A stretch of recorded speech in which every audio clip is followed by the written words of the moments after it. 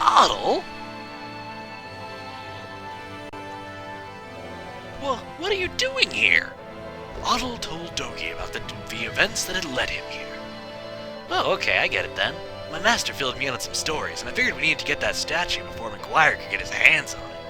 Well, as you can see, I'm kinda stuck here.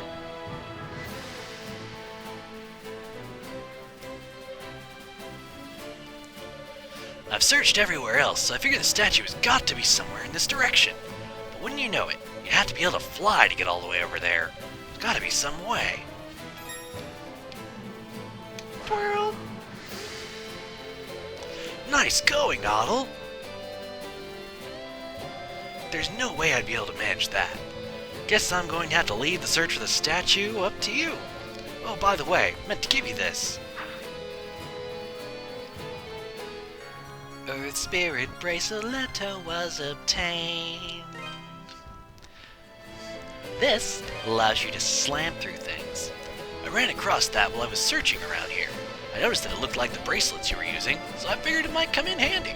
Alright, I'll let you get back to looking for the statue. I'll wait here until you get back. Aw, Dogi, always thinking of us. So this is what it looks like. And it shatters lots of things. Oh, it's such a great power to have. Also, makes killing these guys much more doable. As you can see, it does a lot more damage. A lot more. However, it does release that enemy. Their actual core. Which before, we were just able to destroy their shell. But since we're destroying the shell with the rock breaking abilities of our new power, we have to deal with the lovely little core inside if we do that. This also actually gives you temporary invincibility while you're using it. The actual charge is completely guarded from any kind of damage. This includes boss damage. It's very nice. In fact, sometimes you'll just want to use it for that. Those cores are, however, dangerous. In fact, some would argue they're more dangerous than the enemy broke them out of. And without, whoa, the ability to, well, really do a lot of damage to them very quickly, they can wipe you out.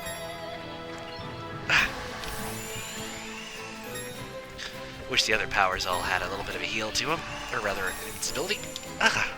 Because I'd love to be able to get those guys added to our bestiary right now, but I'd rather not die right after getting this power without showing what we can get from it.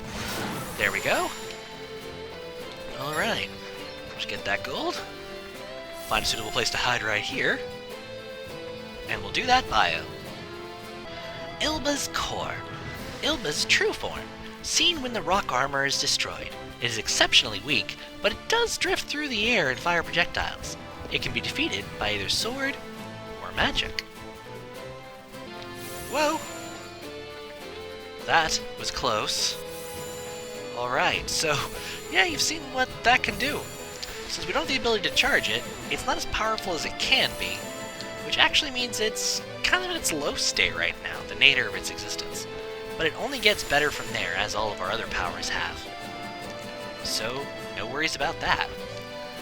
Now we can wait for a save point in here, but I'll be honest, we have a lot of money, and we have this. I'll just cut the backtracking to go back into there from after the Harpies, so don't worry about that.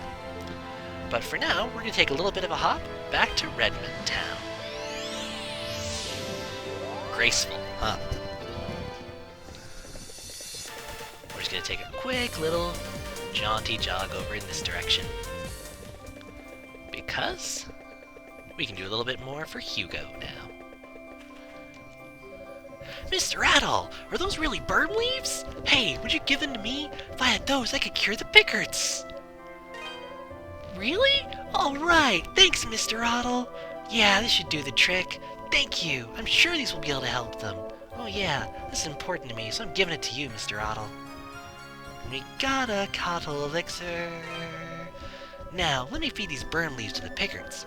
Thank you, Mr. Adol. I think you've saved my Pickards, mister. Thank you so much. And they squeak! They will squeak forevermore due to our influence. Hooray for Otto, the brave adventurer. So now let's take a look. Buy some weapons and armor. Can't quite afford the Bandit Slayer yet, but can afford the Bandit Shield, if only just barely. And let's take a look at that. Forged of a multi-metal alloy, each metal used adds to its strength. Not bad at all. So, now we're going to take a little bit of a hop back up to the Elder Mountains, and you'll meet up with me after I get back into the cave. And we're going to be doing a lot better this time through. I'm going to make a quick save, then you'll catch up with me. This area look familiar to you? It should. It's the Tigray Quarry all over again.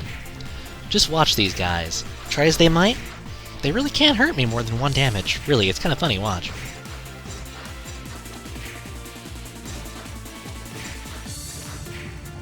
So why did I have you watch that? Simple. Now watch this. Yeah, that's right. The rock power can attack through them, even without doing a down slash or hitting them from behind. But what's more important is what's behind them. Remember how I said we'd be back here? We can break rocks. Thing is, we want to be very careful. These guys are from the very final dungeon, and you can't kill them without a very special item. But this got us the Spirit Cape. We obtained it. I'll cover that after we're out of here. What the? Got lag and got hit. So what does this do? Well, I think it's best to get some things dead so I can show it off. As right now I only have 60 health. Those things actually, you attack them at this point in the game, wouldn't be able to get their bio. They just rise from the dead. But let's take a look at what that does. As you can see, it takes up a slot that makes it look like we've missed something important. Don't worry, we won't have. Spirit Cape. Cloak infused with the spirits of the dead. It soothes the spirit when worn, so it gradually heals wounds. So watch. Wear it for a couple seconds. Sit still. Rinse, repeat. Once it kicks in, its healing is, well, it feels faster to me than in previous East games. But this is only one of the treasures we can go back to get. So, you'll be back with me after the cut, when we pay the mountain a little bit of a trip. And remember this spot? You should. Anyone who's played the game probably remembers it from falling down in this area entirely too much at one point or another, unless they use the no-fall. But there's something back here. This one is not guarded by near-omnipotent little beasties. Has a nice little bit of money, and a very nice little bit of Reval. We now have almost 500 Reval. What am I going to do with all that, you might ask? Isn't that just going to go to waste? Oh no. We're going to have plenty of use for a large amount of Reval in short order, quickly enough. But there's one little last thing we need to get before we continue on with the Elder Mountains, which you'll see after another cut. First off, everyone may remember that I explored this area thoroughly and dodged this chest. It's a Coddle Elixir, for crying out loud. Why did I try to avoid a Coddle Elixir? For those curious, I already drank down Hugo's. But, oh god, almost dodged an elixir. What the hell? Lastly, right here. Those guys should probably look vaguely familiar to you guys. They're what almost killed me the other not too long ago. How can I get through there? By breaking down that rock. That power gives me invincibility and just long enough to get to that Reval ore. I promise you I'm getting this Reval for a purpose, but I'm not fighting them for another purpose. They could kill me easily. Yeah. Very, very easily. And here's Stursiva's lair again. But that does all the backtracking. In fact, I really can't think of any other backtracking for the rest of the entire game, so, unless I forgot some, it's forward ho. So you'll meet me back in the cave. I bet you could use that bracelet to break through walls with cracks in them. Well, with that, you may not even need the services of Dogi the Wall Crusher anymore. Well, just make good use of it. I just did that. Good call, though. I mean, really it is. Exceptionally good call. There's a little bit more down here, though, that I didn't get to because I wanted us to survive. So let's do that now. This dungeon really isn't too bad. Those rock guys, I'll be honest, just until I get a certain item, they're really not worth the effort to try fighting them off. And there's a little ball guy that just rolled by us. I'll do a bio of him after I can actually fight one. That just was not a very opportunistic place to get engaged in battle. There's one. It doesn't really want to play, apparently. Fine by me. Good little bit of cash. Probably be able to afford the sword by the time we get to the save before the boss of this area, which is just as well, because, let's face it, we like swords. And we also like being able to see all the sprites. So, yep, that's really all that it had to offer. Not really all that much. If you, as an interesting little bit of trivia, sort of trivia, I guess. Lag, go away.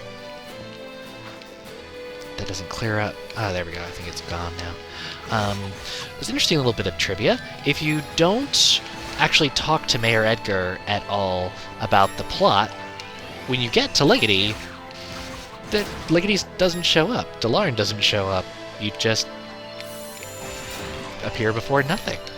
The good thing about this is you can go and say hi to Burhart, but you can't sequence break. So while you can't, this game is actually really good about that. I think they knew that there were probably ways you could abuse the game to sequence break. They just didn't care. They made it so the plot actually has to advance for you to be able to get anything out of it. Definitely props to them. I mean, you know, it's cool that they let you be able to break the game, but they also made it so that it wouldn't matter for the sake of the plot. Nice little jaunty stroll over that. Remember that the airstrike is really the only way, or the wind strike in midair, is really the only way to get off combos against aerial opponents, and it's best used when charged. In fact, once you get an emerald for it, really you shouldn't use it offensively unless it is charged. Also, another thing worth noting is that you can stun rock enemies, even if you don't feel like fighting them. Not a bad idea to stun them. And you know, this one's on at least decent terrain. Most of the time they're not. When they are on decent terrain, there's not really a good reason not to kill them. That whole thing about being able to destroy rocks is mostly so you know about this spot. Pretty sure that's the wrong way, though, because it looks a little bit too direct. And by wrong way, I mean the way to actually advance. Oh, here we go. That's a new enemy. An enhanced version of the enemies I was just making fun of back at Ilburn's. After I get it dead, and kill off the other two enemies we have right in this area.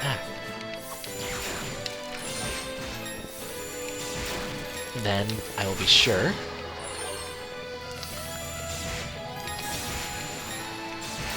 to give bio. Have bio will travel. Alright, so let's give that little crab enemy a bio. Golgado, a subspecies of Gulg, which has adapted to the cold.